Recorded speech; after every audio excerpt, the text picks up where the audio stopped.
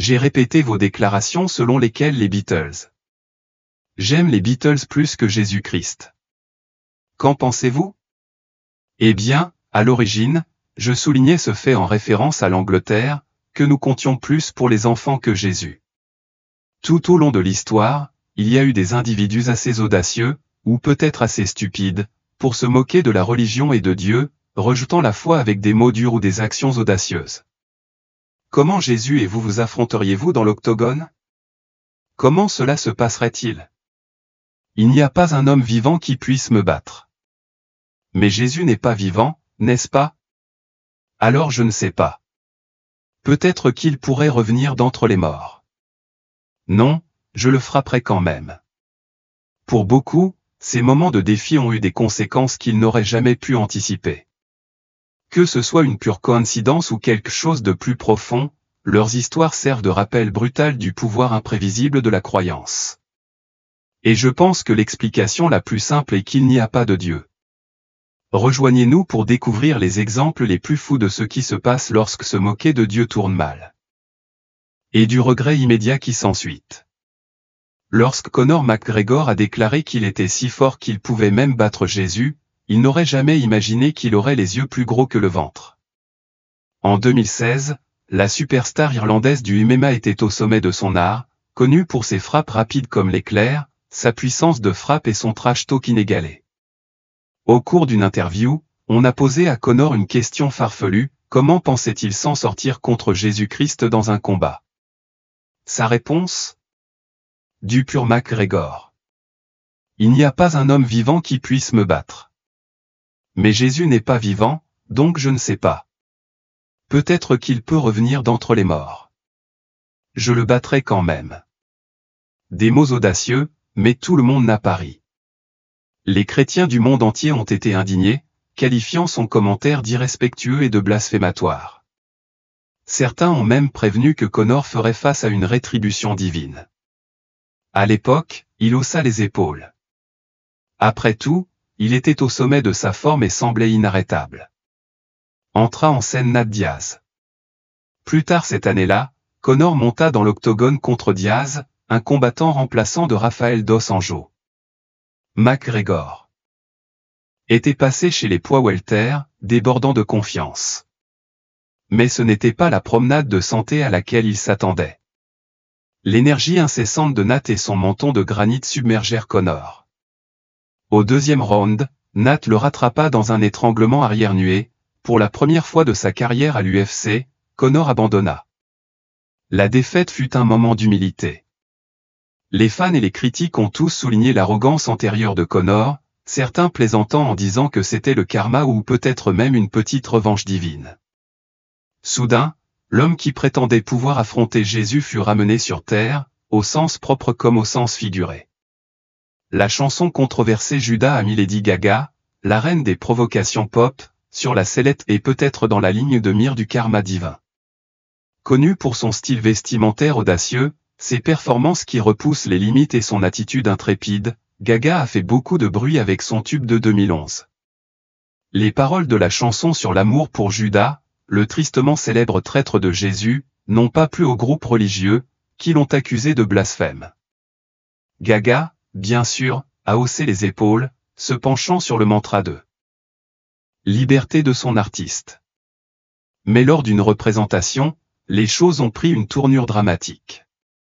Tout s'est effondré lors d'une interprétation en direct de Judas. Gaga était dans son élément, en train de chanter à tue-tête les paroles controversées, « Je ne suis qu'une sainte idiote, je suis toujours amoureuse de Judas, bébé ». Tout à coup, un membre de l'équipe de scène a accidentellement laissé tomber un élément d'équipement à un poteau, rien de moins et il s'est écrasé sur sa tête. Le moment, capturé en vidéo, est rapidement devenu viral. Gaga, qui a toujours été une showwoman, a ignoré l'incident et a terminé son concert, même si elle a admis plus tard qu'elle avait probablement eu une commotion cérébrale. Pour de nombreux fans, il s'agissait simplement d'un malheureux accident. Mais d'autres ont vu les choses différemment. Les critiques religieux qui l'avaient critiqué pour cette chanson ont rapidement qualifié cela d'avertissement d'en haut, une tape divine sur les doigts pour ses audacieuses pitreries. Châtiment divin ou pure coïncidence? Cela dépend à qui vous le demandez. Quoi qu'il en soit, la résilience de Gaga a brillé.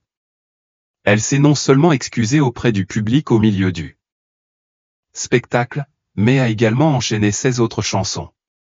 Que vous le voyez comme un coup du karma ou un simple coup de malchance, l'incident n'a fait qu'ajouter à la légende entourant l'Airborne This Way de Gaga, un rappel que même la royauté de la pop n'est pas intouchable.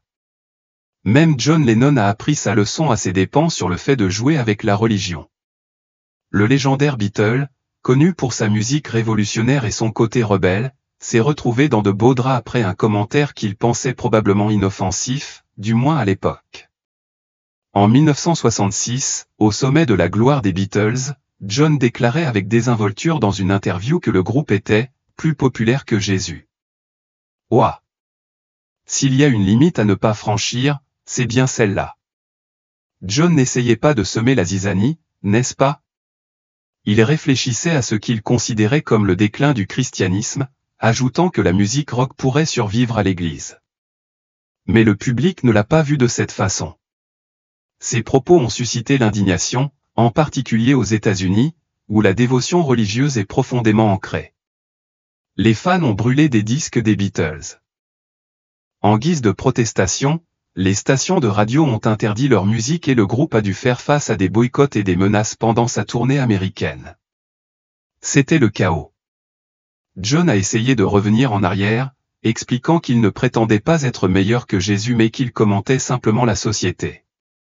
Trop peu, trop tard.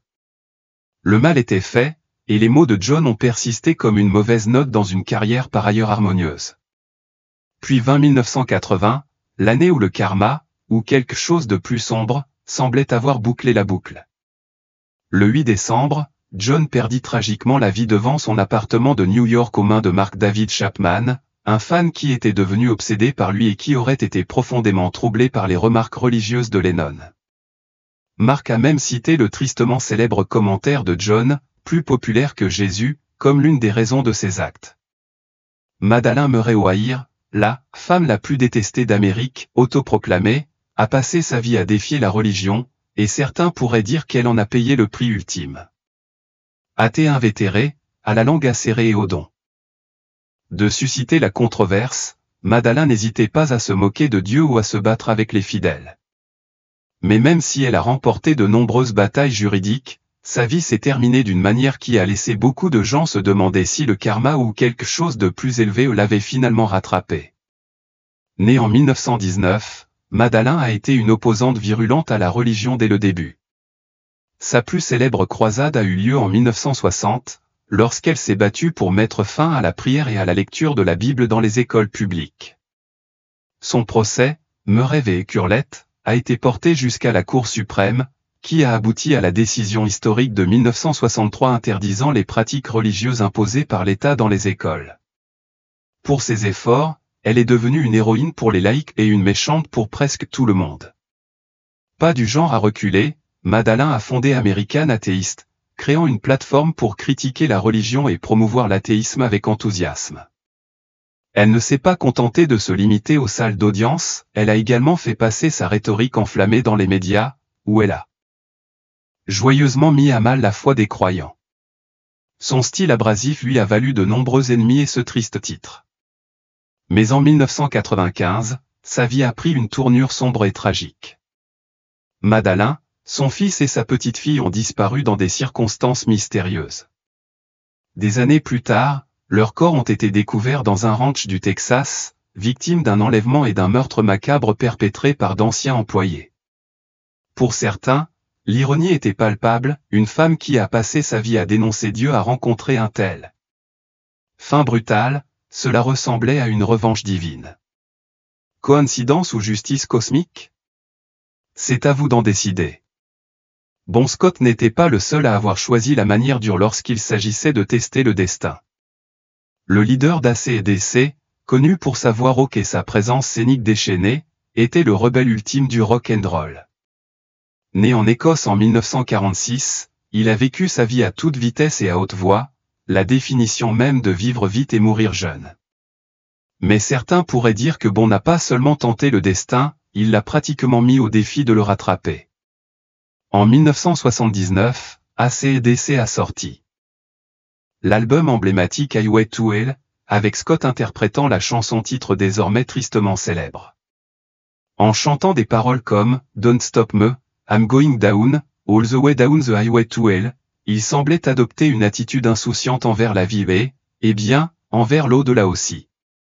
La chanson est devenue un hymne rock, mais pour certains, elle ressemblait davantage à un avertissement qu'ils refusaient d'écouter. Le style de vie de Scott, qui était très festif, n'était pas un secret. Connu pour son amour de l'alcool et ses nuits endiablées, il vivait chaque jour comme si c'était le dernier. Tragiquement, ce style de vie l'a rattrapé quelques mois seulement après que Highway to Hell ait atteint les charts. Le 19 février 1980, Scott a été retrouvé mort dans la voiture d'un ami après une nuit de beuverie. Cause du décès? S'étouffant avec son propre vomi. Parlons d'une tragédie rock'n'roll. Les fans ont pleuré et les critiques n'ont pas pu s'empêcher de souligner l'étrange ironie de la situation. Était-ce le karma pour avoir défié le divin chanté sur le fait d'aller tout droit en enfer?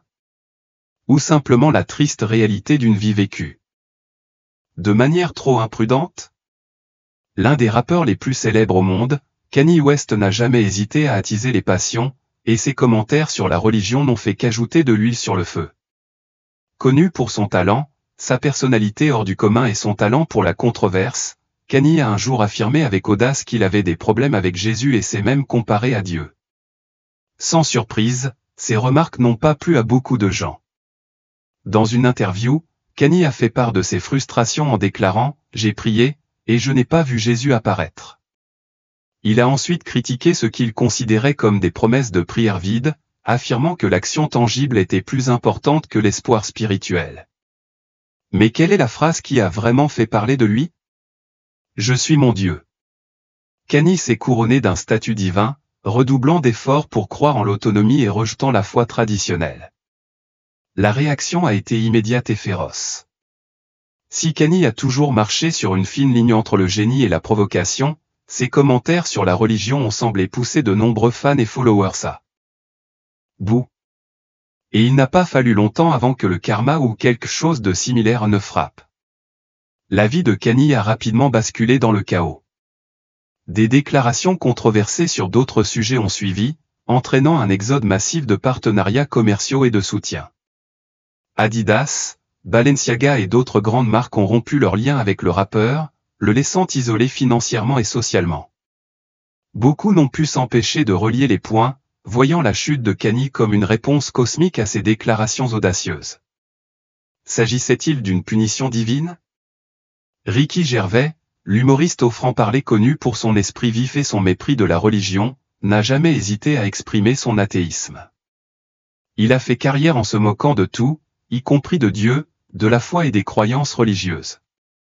Mais certains pourraient dire que son parcours, de la moquerie du divin à une période de marasme professionnel, pourrait être le résultat d'un cycle karmique complet.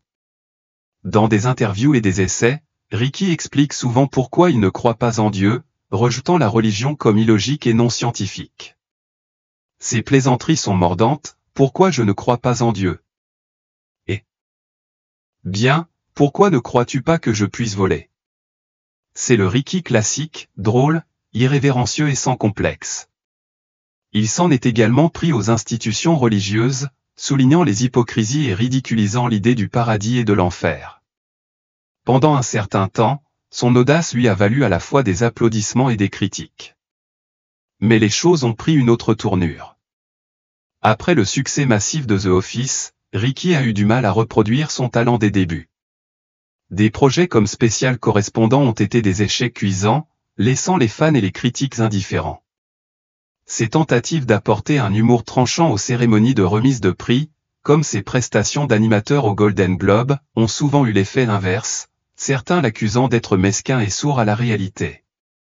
Son humour, autrefois loué pour son intelligence, a commencé à paraître fade et déphasé. Beaucoup se sont demandé si Ricky n'avait pas franchi trop de limites, en particulier avec ses attaques incessantes contre la religion. Certains ont spéculé que ces moqueries publiques de la foi auraient pu entraîner une certaine rétribution cosmique. Après tout, c'est une chose de remettre en question les croyances, c'en est une autre d'eux. S'aliéner le public qui vous adorait autrefois. Parmi ceux qui se sont moqués de Dieu avec un flair sans vergogne, Stephen Fry remporte certainement la palme. Le comédien et intellectuel britannique bien aimé a semé la zizanie en 2015 lorsqu'il est apparu à la télévision irlandaise et a lancé une tirade enflammée contre le Tout-Puissant.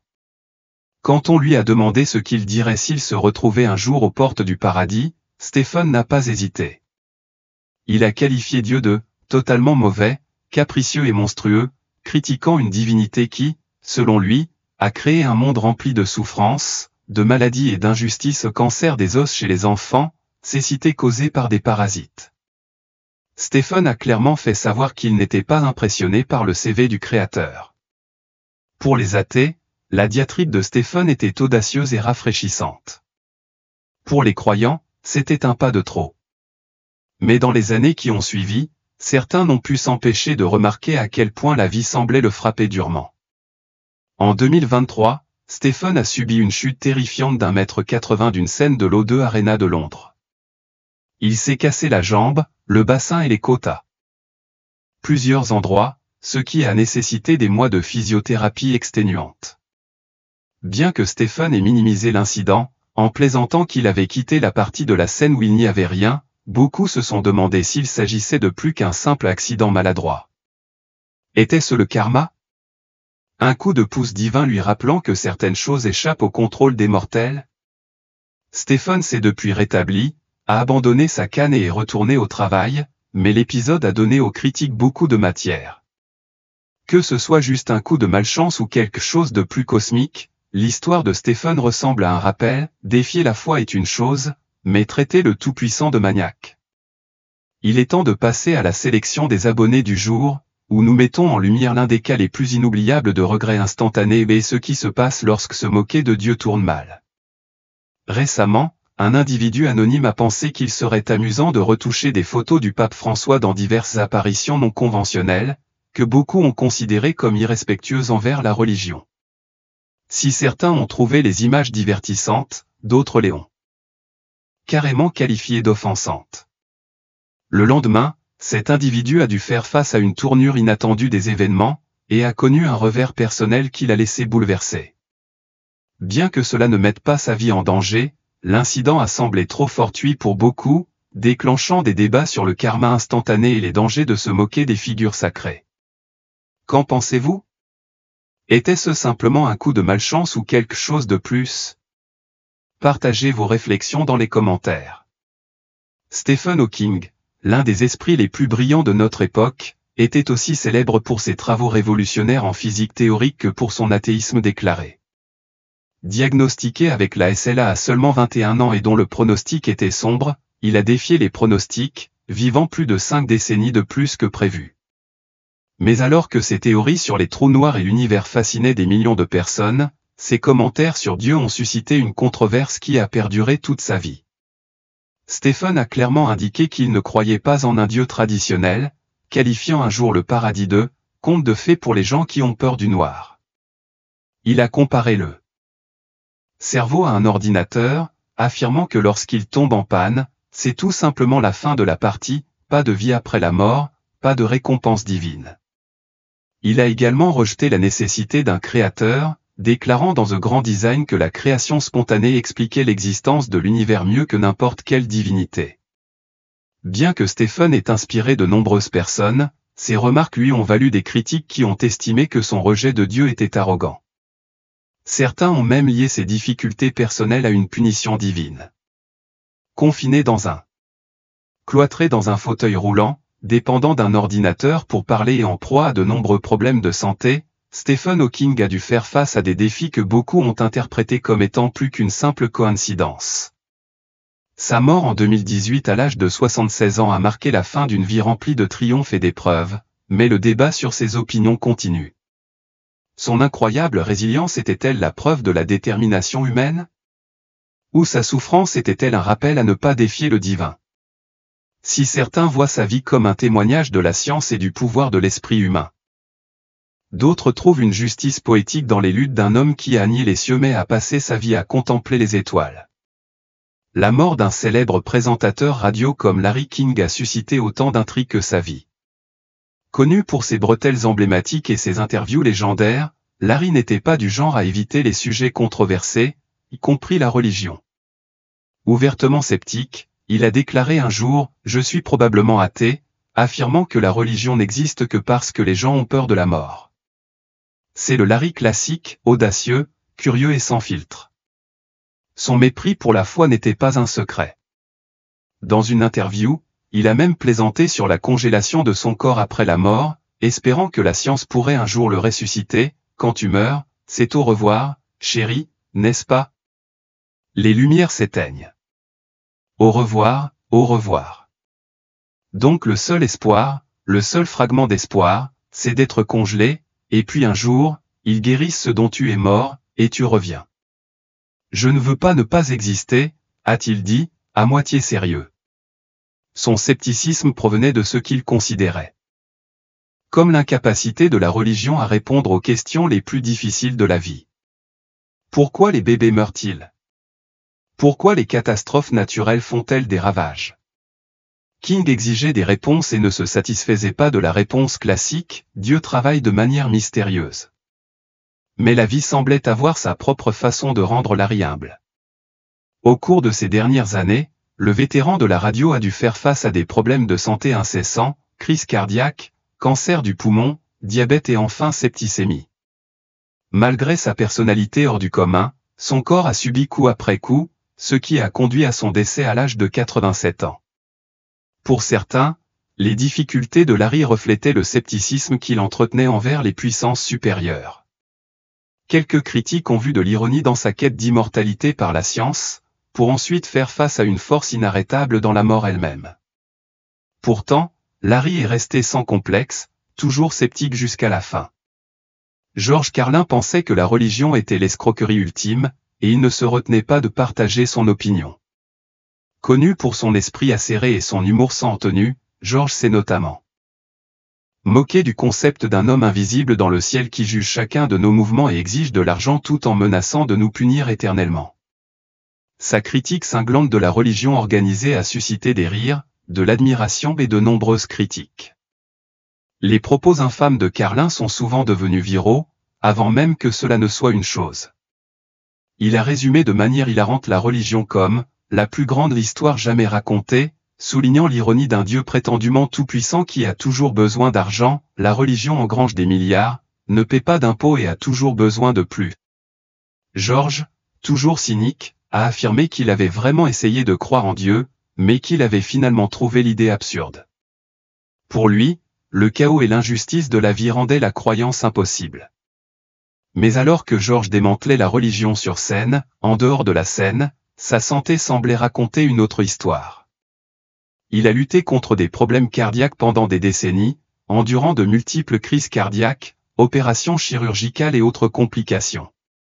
Son corps est devenu un patchwork de cicatrices et de procédures, et son attaché de presse a un jour décrit son torse comme ressemblant à un projet scientifique. En juin 2008, George est décédé d'une crise cardiaque à 71 ans, une semaine seulement après avoir donné son dernier spectacle. Pour certains, l'ironie était difficile à ignorer, un homme qui a passé sa vie à défier la foi et Dieu a dû faire face à une série incessante de problèmes de santé que beaucoup ont perçus comme une justice karmique. George, bien sûr, aurait ri de telles affirmations, insistant sur le fait qu'il s'agissait simplement d'une question de biologie. À un rang, la reine de l'égoïsme rationnel et championne inconditionnelle de la raison, a fait de sa vie la mission de démanteler le concept de foi. Pour elle, la religion n'était rien d'autre que la peur de l'inconnu, une béquille pour ceux qui avaient trop peur de se fier à leur propre esprit. Elle qualifiait la foi de « court-circuit détruisant l'esprit » et pensait qu'elle enchaînait les individus à l'irrationalité.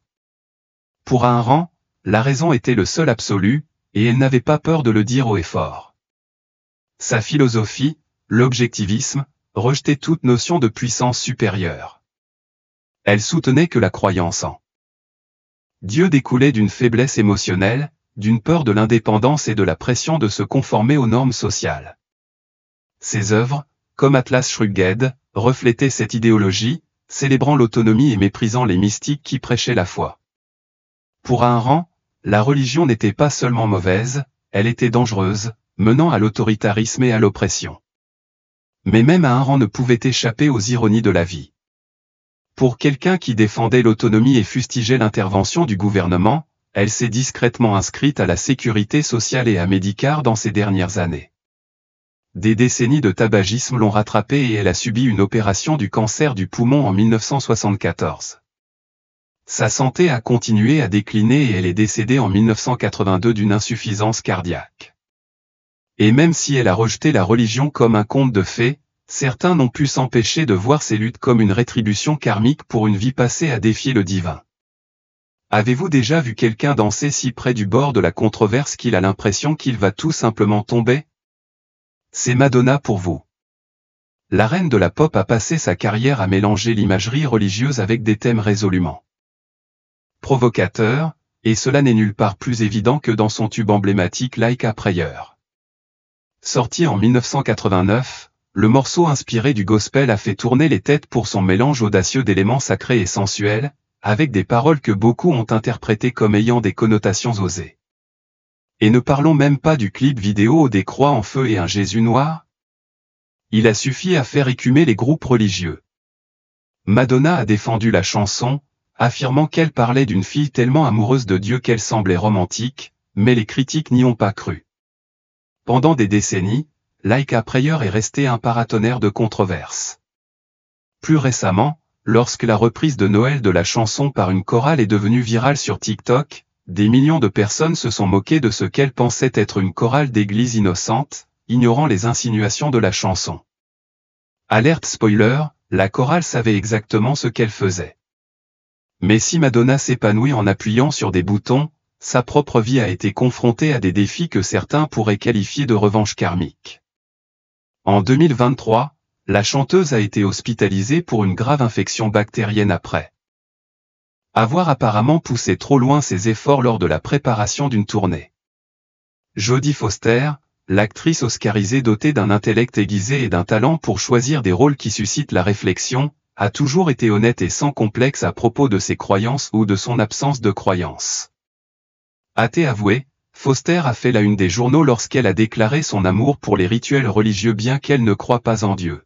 « Je suis athée », a-t-elle déclaré un jour à Entertainment Weekly, mais j'adore les religions et les rituels. Nous célébrons à peu près toutes les religions dans notre famille. C'est amusant. Pour Jodie, la religion était moins une question de foi que de faste. De l'allumage de la menorah à la décoration du sapin de Noël, elle a adopté les traditions tout en laissant savoir à ses enfants qu'ils pourraient décider de ce qu'ils croiraient quand ils seraient plus grands.